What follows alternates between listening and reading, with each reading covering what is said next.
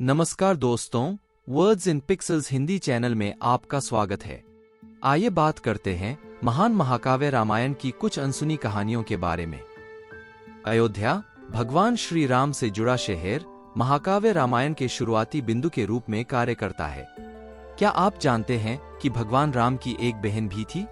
यह कहानी बताती है कि कुंभकर्ण 6 महीने तक क्यों सोता है, और यह बताता है कि रावण की पत्नी मंदोदरी मूल रूप से जन्म से एक जानवर थी। रामायण के कमज्ञात पात्रों में हम ऋषि विश्रवा और राक्षसी कैकसी की सबसे छोटी बेटी मीनाक्षी को पाते हैं। बाद में उन्हें शूर्पणखा के नाम से जाना जाने लगा। यह नाम उनके लंबे, नुकीले नाखूनों का प्रतीक है। जबकि लोकप्रिय कथाएं अक्सर शूर्पणखा को श्री राम और लक्ष्मण के प्रति आकर्षित होने का चित्रण करती हैं, रामायण के कुछ संस्करण उसकी रुचि के पीछे एक अलग उद्देश्य का सुझाव देते हैं, जो कि उसके भाई रावण से बदला लेना था। जैसे जैसे वह बड़ी हुई, उसे राक्षसों के राजा दुष्बुद्धि से प्यार हो गया। दोनों ने भागकर शादी कर ली। जब रावण को इसका पता चला, तो वह राक्षसों और असुरों के बीच लंबे समय से चली आ रही दुश्मनी के कारण क्रोधित हो गया। रावण इस बात से हैरान था कि राक्षस राजा होने के बावजूद दुष्ट दुष्बुद्धि ने शूर्पणखा से कैसे विवाह किया। रावण ने दुष्बुद्धि के राज्य पर हमला किया और उसे मार डाला। शूर्पणखा ने अपने पति की मृत्यु पर गहरा शोक मनाया और उसका दुख अपने भाई के प्रति आक्रोश में बदल गया। इस शत्रुता से प्रेरित होकर उसने रावण के जीवन में सीता की उपस्थिति में हेरफेर करने की कोशिश की। अंततः रावण की मृत्यु और अपने परिवार के पतन के साथ शूर्पणखा ने अपने पति का बदला लिया। रामायण में शूर्पणखा की कहानी सीता के अपहरण से पहले समाप्त हो जाती है। हालांकि राम और रावण को आमने सामने लाने में शूर्पणखा ने महत्वपूर्ण भूमिका निभाई थी। वह न तो सीता की सुंदरता की प्रशंसा करने के लिए रावण के पास गई और न ही सीता के अपहरण की गवाह बनी। रामायण में रावण के छोटे भाई कुंभकर्ण को दिखाया गया है, जो 6 महीने की नींद और 6 महीने के खाने के बीच बदलाव करता था। वाल्मीकि रामायण की युद्ध कथा में कुंभकर्ण का 6 महीने तक चिरनिद्रा में रहना एक श्राप का परिणाम था। अपने जन्म के क्षण से ही कुंभकर्ण ने दुनिया पर कहर बरपाया और प्रतिदिन 1000 से अधिक जानवरों को खा गया। जब इंद्र को इस बात का पता चला, तो उन्होंने सबक देने के लिए कुंभकर्ण का सामना किया। हालांकि कुंभकर्ण के अहंकार ने उसे इंद्र की अवहेलना करने के लिए प्रेरित किया, यहाँ तक कि उन पर अपने रथ से हमला भी किया। शिकायत के जवाब में इंद्र और सभी देवता ब्रह्मा जी के पास पहुंचे। विश्व के लिए संभावित खतरे को पहचानते हुए ब्रह्मा जी ने तेजी से कार्य किया। उन्होंने कुंभकर्ण का सामना किया और उसे श्राप दिया, अब से तुम मृतक की तरह सो जाओगे।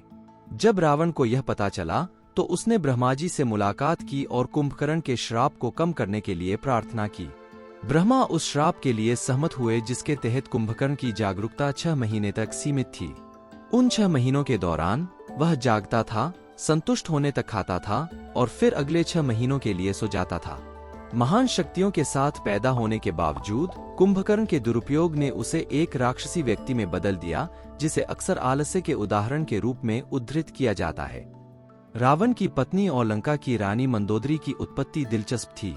रामायण के उत्तरकांड के अनुसार वह राक्षस राजा मयासुर और देवलोक की अप्सरा हेमा की बेटी थी। हालांकि उड़िया धर्म पुराण एक अलग दृष्टिकोण प्रस्तुत करता है, जिसमें बताया गया है कि मंदोदरी का जन्म एक लड़की के रूप में नहीं बल्कि एक मेंढक के रूप में हुआ था। एक बार दूध पीने के प्रयास में मंदार और उदार नाम के 2 ऋषियों को सांप ने जहर दे दिया था।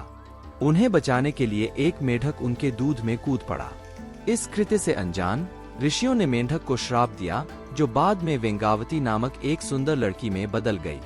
वेंगावती की सुंदरता की चर्चा दूर दूर तक फैल गई, जिससे राजा किष्किंधा, बाली और लंका के राजा रावण के बीच युद्ध हुआ। एक भयंकर रसाक्षी के दौरान रावण और बाली, जो अपनी अपार शक्ति के लिए जाने जाते हैं, दोनों ने अपनी पूरी ताकत से वेंगावती को खींच लिया। दुख की बात है कि मंदोदरी का नाजुक शरीर 2 टुकड़ों में बंट गया। हालांकि यमराज और वायुदेव ने हस्तक्षेप किया और उसके शरीर को पुनः जोड़ दिया। मंदार और उदार ऋषियों के सम्मान में उनका नाम मंदोदरी रखा गया। हमारे पुराणों में मंदोदरी को 5 पूजनीय नारियों में से एक माना गया है।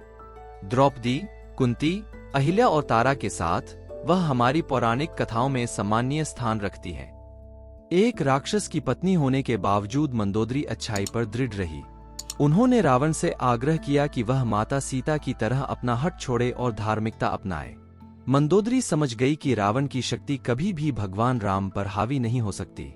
रावण की अटूट जिद के बावजूद अंततः यह उसकी मृत्यु का कारण बना।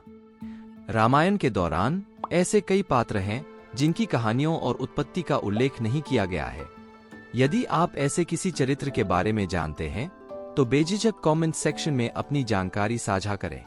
यदि आपको वीडियो अच्छा लगा हो तो कृपया इसे लाइक और शेयर करें।